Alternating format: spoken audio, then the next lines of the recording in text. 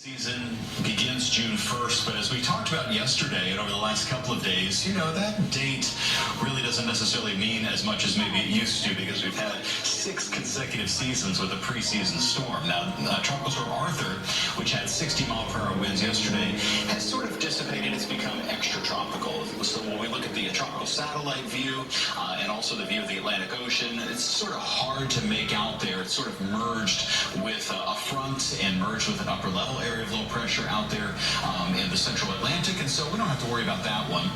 And elsewhere, everything is looking very quiet right now. Notice how the clouds everywhere are moving from the left side of your screen to the right, and so those are the westerly winds that are still in place, and that's why this time of the year we're very, very rarely threatened by any tropical systems, at least here in the Houston area. And I don't want to speak too soon, but that's just the way it works this time of the year.